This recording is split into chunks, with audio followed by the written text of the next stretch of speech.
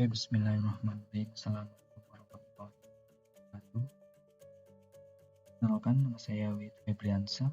Pada kesempatan kali ini bahas mengenai mata kuliah proyek.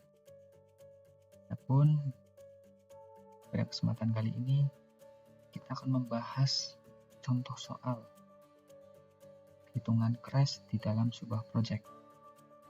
Pada video sebelumnya saya pernah membahas materi manajemen project, khususnya untuk soal CPM, Critical Path Method, di mana pada video sebelumnya kita fokus dan cari jalur kritis di dalam sebuah project. Nah, bedanya dengan materi yang sekarang, kita menghitung sebuah crash di dalam sebuah project, baik itu di percepat 1 minggu, 2 minggu, bergantung dengan contoh. Langsung saja ke contoh soal. Nah, di sini ada contoh soal.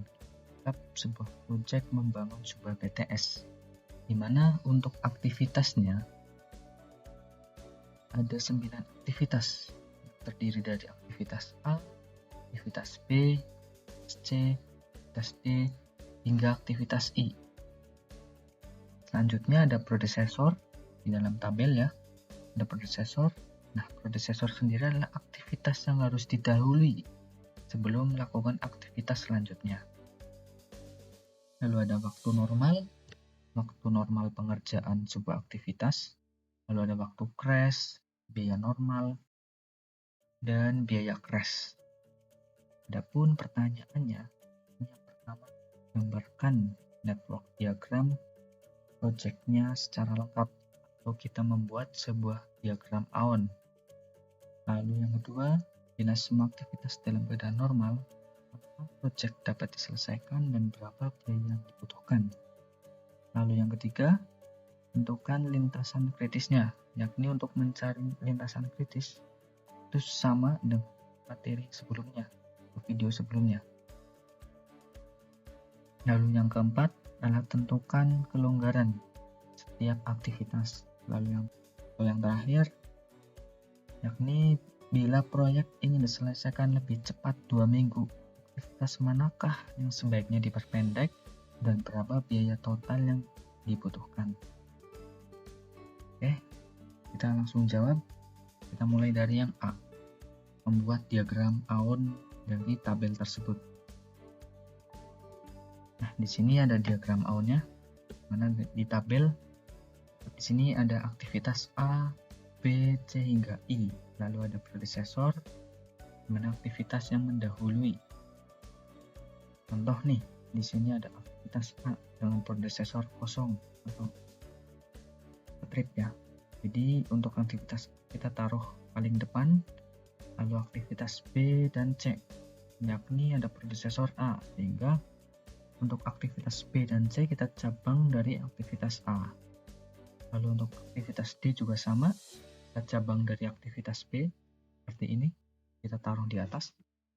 Selanjutnya untuk aktivitas E, ada predecessor aktivitas B dan C, sehingga untuk aktivitas E, kita cabang dari aktivitas B dan C, seperti ini.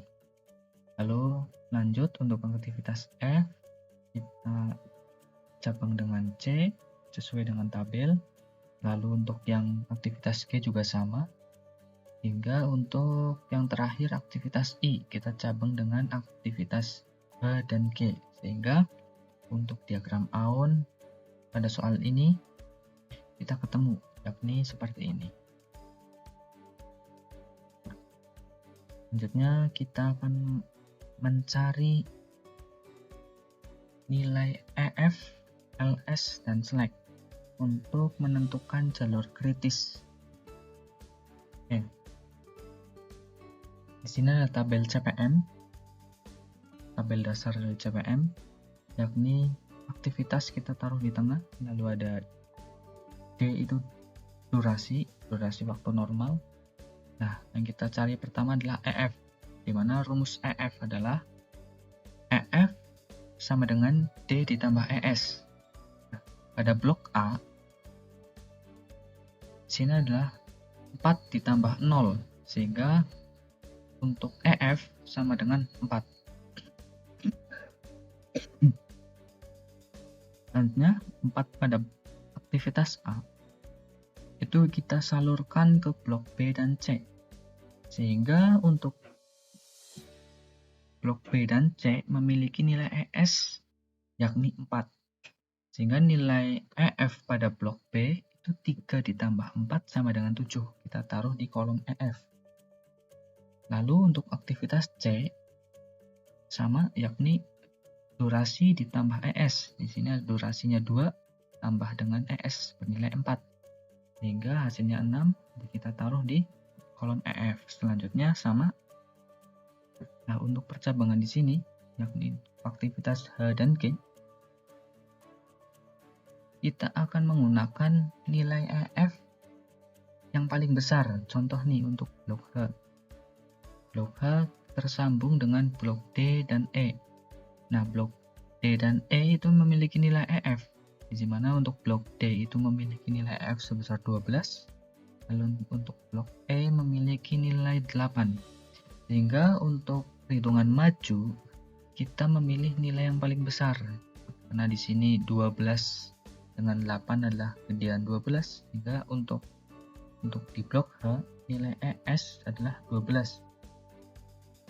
Sama untuk di blok G juga sama, karena blok G tersambung dengan aktivitas E dan F, di mana untuk aktivitas E itu memiliki nilai EF sebesar 8, lalu untuk nilai EF memiliki nilai 9, sehingga yang kita pilih adalah nilai yang terbesar, karena 8 dengan 9 itu besaran 9, sehingga yang kita pilih adalah 9 untuk dijadikan nilai EF pada aktivitas G. Selanjutnya sama, sehingga ketemu untuk nilai EF di setiap aktivitas. Lanjut kita mencari nilai LS, di mana nilai LS adalah LF dikurangi D. Karena di sini kita menghitung nilai LS, sehingga kita menghitung mundur, yakni dari aktivitas I menuju ke aktivitas A. Nah, di sini untuk nilai LF di aktivitas itu kan belum ada, jadi kita turunin dari nilai EF dijadikan nilai LF seperti ini. Nah, langsung kita masukkan ke rumus, yakni LF dikurangi D, yakni LF 22 dikurangi 6 sama dengan 16. Nanti 16 kita salurkan ke blok aktivitas H dan G untuk dijadikan nilai LF. Untuk perhitungannya sama. Selanjutnya untuk bagian cabang seperti ini, karena ini perhitungan mundur, jadi yang kita pilih adalah nilai yang paling kecil. Contoh di sini untuk blok aktivitas B yang tersambung dengan aktivitas E dan D. Nah, untuk di D kita memiliki nilai LS sebesar 7. Untuk aktivitas E memiliki nilai 11, sehingga karena ini perhitungan mundur, untuk kita pilih yang paling kecil, sehingga 11 dengan 7 adalah yang dipilih 7, karena 7 lebih kecil daripada 11. Lanjut untuk perhitungan slack. Untuk rumus mencari slack adalah LS dikurangi ES. LS dikurangi ES. Kita mulai dari blok A, 0 dikurangi 0 hasilnya 0. Lalu blok B, 4 dikurangi 4 sama dengan 0. Lalu blok C, 7 dikurangi 4 sama dengan 3. Sama seterusnya untuk blok D, E, F, G, H, I. Sama perhitungannya dengan rumus LS dikurangi EF untuk mencari slack. Sehingga ketika kita sudah mendapatkan hasilnya, yakni kita bisa lihat bahwa jalur kritisnya sudah ketemu nih, yakni yang nilai slacknya adalah 0, yakni ada aktivitas A, aktivitas B, aktivitas D, aktivitas H, aktivitas I. Sehingga kita total bahwasanya untuk aktivitas A memiliki durasi 4 minggu, B 3 minggu, D 5 minggu, H 4 minggu, I 6 minggu. Sehingga kita total yakni jalur kritisnya adalah 22 minggu. Next, untuk pertanyaan selanjutnya yakni tentukan kelonggaran setiap aktivitas. Oke. Di sini ada kelonggaran ya, atau float, itu sama dengan waktu maksimum penyelesaian dikurangi dengan waktu pada lintasan kritis. Karena lintasan kritis adalah ABDHI dengan total durasi 22 minggu, maka aktivitas lain yang tidak berada di lintasan tersebut, lintasan ini ya, itu memiliki nilai float lebih dari 0. Float bisa dihitung dengan metode forward, backward, pass untuk semua node. Tapi cukup kita tahu semua aktivitas di lintasan kritis memiliki slack sama dengan 0. Sisanya adalah lebih dari 0. Lalu untuk pertanyaan D, ini kita masuk ke soal yang terakhir. Bagaimana ketika proyek ini dipercepat 2 minggu? Aktivitas mana yang harus diperpendek dan berapa biaya total yang dibutuhkan untuk mempercepat proyek ini? Nah, ini kita harus mencari dulu biaya crash dari jalur kritis yang kita udah tentukan tadi. Yakni untuk rumusnya adalah biaya crash dikurangi biaya normal dibagi dengan waktu normal dikurangi waktu crash. Nah, di sini biaya crash adalah untuk aktivitas A ya, memiliki biaya crash sebesar 250 juta dikurangi biaya normal 200 juta dibagi dengan waktu normal yaitu 4 minggu dikurangi dengan waktu crash 2 minggu, sehingga ketemu biaya crash untuk aktivitas A adalah 25 juta per minggu. Selanjutnya sama untuk blok B, ketemu 100 juta per minggu, blok D 20 juta per minggu, untuk blok H dan I memiliki biaya crash yakni 0 juta per minggu. Selanjutnya ketika biaya crash dari setiap aktivitas jalur kritis yang sudah kita tentukan tadi dan sudah kita hitung, maka selanjutnya kita akan mengurutkan dari biaya crash termurah. Nah, di sini biaya crash termurah itu kan dimulai dari 0 juta ya.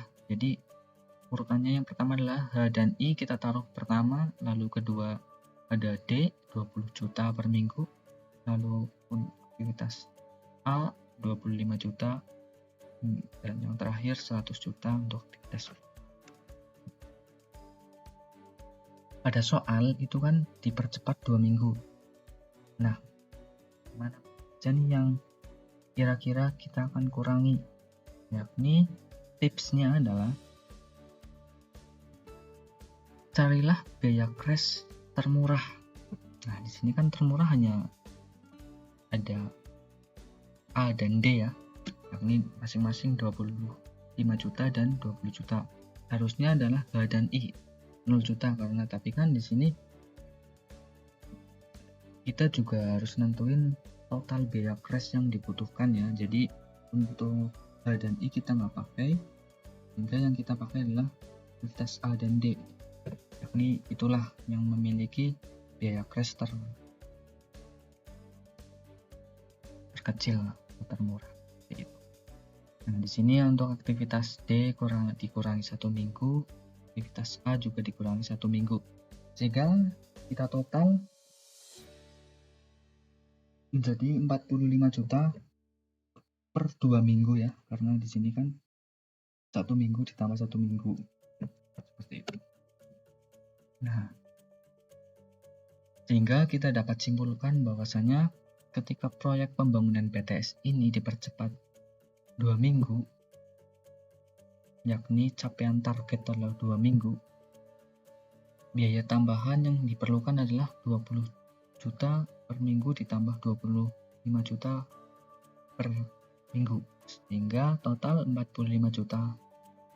Di sini ada biaya total, dimana ini ada 2.500 atau sekitar 2,5 miliar. Itu kita dapat dari penjumlahan seluruh biaya normal aktivitas atau total dari biaya normal di setiap aktivitas. Nah, dari total tersebut kita tambahkan dengan biaya tambahan 45 juta karena dipercepat 2 minggu yang kita ambil dari aktivitas A dan D, hingga biaya total keseluruhan adalah 2.545 juta atau sekitar 2,45 miliar. Seperti itu. Oke, mungkin itu mengenai contoh soal perhitungan crash di dalam sebuah project. Semoga dari pembahasan tadi bisa dapat dimengerti oleh teman-teman semuanya. Ini mungkin itu saja dari saya. Kurang lebihnya mohon maaf. Wabillahi taufiq walhidayah. Assalamualaikum warahmatullahi wabarakatuh. Sampai jumpa di video selanjutnya. Terima kasih.